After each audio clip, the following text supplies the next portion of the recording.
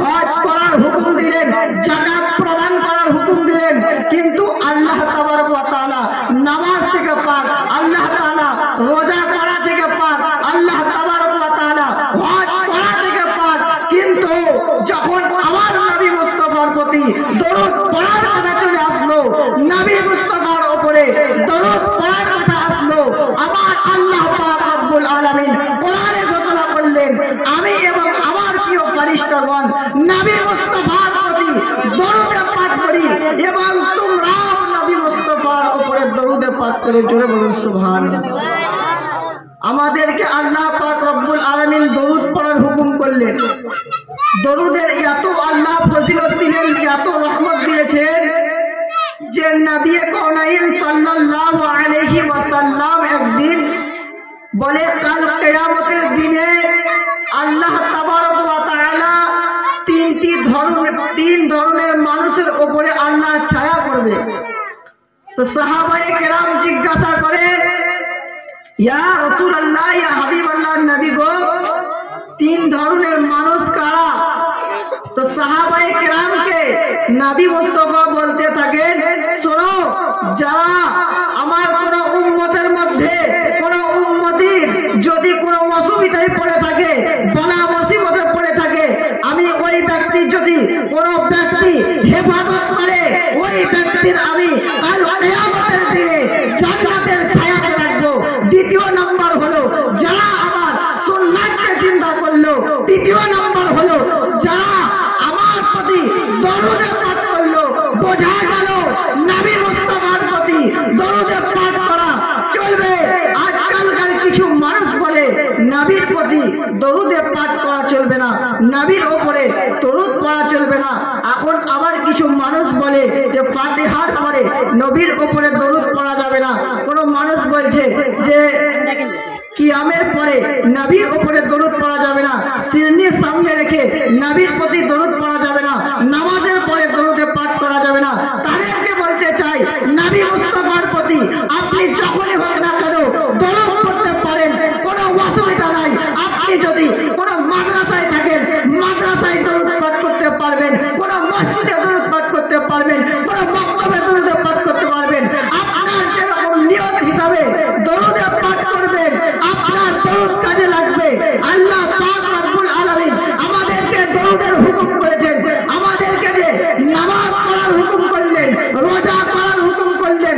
আপনাকে কোনো মানুষ বলতে পারবে না যে আপনার নামাজ কবুলিয়াত হয়ে যাবে, আপনার রোজা কবুল হয়ে যাবে, আপনার হজ কবুল হয়ে যাবে।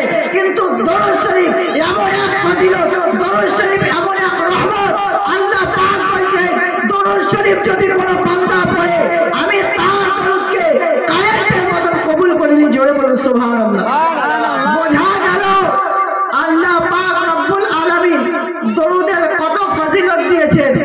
চলুন দরুদের কত ফজিলত মিসকাত শরীফ উঠান, 46 পৃষ্ঠার মধ্যে আল্লাহ রাসূল সাল্লাল্লাহু আলাইহি ওয়াসাল্লাম ঘোষণা করলেন, عن أنس قال قال رسول الله صلى الله عليه وسلم من صلى صلاة واحدا صلى الله عليه عشر صلوات وحطت عنه عشر وخاطئة ورفعت له عشر درجات। হযরত আনাস রাদিয়াল্লাহু তাআলা আনহু থেকে বর্ণিত, তিনি বলেন, কোন ব্যক্তি যদি একবার নবী মুস্তাফার প্রতি দরুদ পাঠ করে, ওই ব্যক্তির আল্লাহ পাক 10টি নেকি লিখে দিবেন। এবং কোন ব্যক্তি যদি একবার দরুদ পাঠ করে, ওই ব্যক্তির 10টি গুনাহকে ক্ষমা করে দিবেন এবং ওই ব্যক্তির 10টা দরজাকে উঁচু করে দিবেন। জোরে বলুন সুবহানাল্লাহ। বোঝা যাচ্ছে হাদিস থেকে নবী মুস্তাফার প্রতি দরুদ পড়ার হুকুম দিয়েছে। কোরআন থেকে প্রমাণ পেলেন নবী মুস্তাফার প্রতি দরুদ পাঠ করা চলবে। বিরাদরানে মিল্লাতে ইসলামিয়া, কোন ব্যক্তি যদি একবার নবী মুস্তাফার প্রতি দরুদ পাঠ করে, ওই ব্যক্তির জন্য বালা মুসিবত দূর হয়ে যায়। কোন ব্যক্তি যদি একবার নবী মুস্তাফার প্রতি দরুদ পাঠ করে, ওই ব্যক্তির অসুখ ভালো হয়ে যায়। কোন ব্যক্তি যদি নবী মুস্তাফার প্রতি একবার দরুদ পাঠ করে, ওই ব্যক্তির অন্তর ভালো হয়ে যায়। কোন ব্যক্তি যদি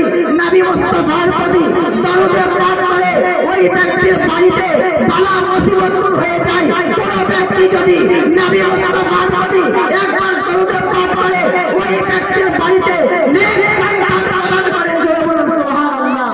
এটাই নয়, কোন ব্যক্তি যদি নবী মুস্তাফার প্রতি দরুদ পাঠ করে ওই ব্যক্তির মৃত্যু আসান হয়ে যায়। কোন ব্যক্তি যদি নবী মুস্তাফার প্রতি দরুদ পাঠ করে ওই ব্যক্তির ঈমান হেফাজত হয়ে যায়। কোন ব্যক্তি যদি নবী মুস্তাফার প্রতি দরুদ পাঠ করে কবরের মধ্যে মুনকার নাকিরের সওয়াল জবাব আসান হয়ে যায়। এটাই নয়, যদি কোন ব্যক্তি নবী মুস্তাফার প্রতি দরুদ পাঠ করে ওই ব্যক্তির কবরকে আল্লাহ পাক লম্বা চওড়া করে দেয়। কোন ব্যক্তি যদি নবী মুস্তাফার প্রতি দরুদ পাঠ করে ওই ব্যক্তির কবরকে আল্লাহ পাক নূরে আলো করে দেয়। কোন ব্যক্তি যদি নবী মুস্তাফার প্রতি দরুদ পাঠ করে ওই ব্যক্তি ফুল সিরাত আসান হয়ে যায়। সুবহানাল্লাহ। বোঝা গেল? तकबीर, नारे तकबीर, नारे रिसालत, नारे रिसालत, मसला के आला हजरत, मसला के आला हजरत। এখান থেকে বোঝা যাচ্ছে যে নবী মুস্তাফার প্রতি দরুদ পড়া চলবে। কোন মানুষ বলতে পারবে না যে নবী মুস্তাফার উপরে দরুদ পাঠ করা চলবে না। আল্লাহ রাসূল সাল্লাল্লাহু আলাইহি ওয়াসাল্লাম আবার হাদিসের মধ্যে ঘোষণা করলেন, আন উবাইদা বিন সামিত قال سمعت رسول الله صلى الله عليه وسلم اولى الناس يوم القيامه اكثرهم عليه الصلاه। কোন ব্যক্তি যদি দরুদ পাঠ করে ওই আল্লাহ রাসূল সাল্লাল্লাহু আলাইহি ওয়াসাল্লাম বলে কাল কিয়ামতের দিনে আমার সঙ্গে সাফাত করবে তারাই যারা আমার প্রতি দরুদ পাঠ করত। জোরে বলুন সুবহানাল্লাহ। আজি জানে মুহতারাম, এই সব হাদিস তাতে প্রমাণিত হলো যে নবী মুস্তাফার প্রতি দরুদ পাঠ করা চলবে। একজন এক ব্যক্তি ইমানদার ও পরেজগার ছিল, ওই ব্যক্তির যখন ইন্তেকাল, ওই ব্যক্তির এমন এক পরেজগার ও মুত্তাকি ছিল, ওই ব্যক্তি যখন আরাম করতে ছিল ওই ব্যক্তির ঘুমটা চলে আসলো। স্বপ্নের মাধ্যমে দেখতে আছে যে রাসূল সাল্লাল্লাহু আলাইহি ওয়াসাল্লামকে আমি দেখতে পাচ্ছি, কিন্তু নবী মুস্তাফা ওই ব্যক্তির দিকে তাকাচ্ছেন না। ওই ব্যক্তি মনে মনে ভাবছে যে আল্লাহ রাসূল সাল্লাল্লাহু আলাইহি ওয়াসাল্লাম আমার দিকে কেন তাকাচ্ছেন না। এতবার চেষ্টা করছেন ওই ব্যক্তি, কিন্তু নবী মুস্তাফা ওই ব্যক্তির দিকে তাকাচ্ছেন না। কারণটা কি? ওই ব্যক্তি যখন অনেকবার চেষ্টা করলো যে আমার দিকে নবী মুস্তাফা কেন তাকাচ্ছেন না, তখন ওই ব্যক্তি না থামতে পেরে বলতে থাকে, ইয়া রাসূলুল্লাহ, ইয়া হাবিবাল্লাহ, নবী গো, আপনি কেন আমার দিকে তাকাচ্ছেন না? তো নবী মুস্তাফা বলে, আপনি ওই ব্যক্তি আমার জিজ্ঞাসা করে, হুজুর আপনি কি আমার উপরে রাগ করে আছেন? আপনি কি আমার উপরে রেগে আছেন? তো নবী মুস্তাফা উত্তরে বলে, শোনো, আজকে তোমাকে আমি চিনি না। তো ওই ব্যক্তি বলে, ইয়া রাসূলুল্লাহ, কেন আমাকে চিনেন না? তখন নবী মুস্তাফা বলতে থাকে, যখন আমার তুমি নাম শুনতে, আমার যখন নাম শুনতে পেতে তুমি আমার উপরে দরুদে পাঠ করতে না, দরুদ পড়া থেকে দূরে থাকতে, অলসতা করতে দরুদে, এই কারণে আজকে তোমাকে আমি চিনি না।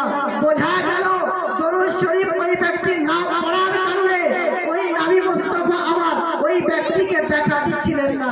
ওই ব্যক্তি যখন ঘুমটা ভেঙে যায়, ঘুমটা ভাঙার পরে এতবার দরুদ পাঠ করতে লাগলো, দরুদের পাবন্দি করতে লাগলো। নামাজি তো ছিলই বটে, কিন্তু নবী মুস্তাফার প্রতি দরুদ পড়া থাকা দূরে থাকতো।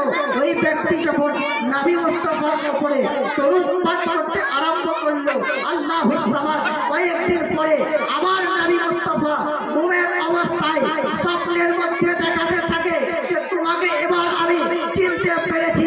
আর কিয়ামতের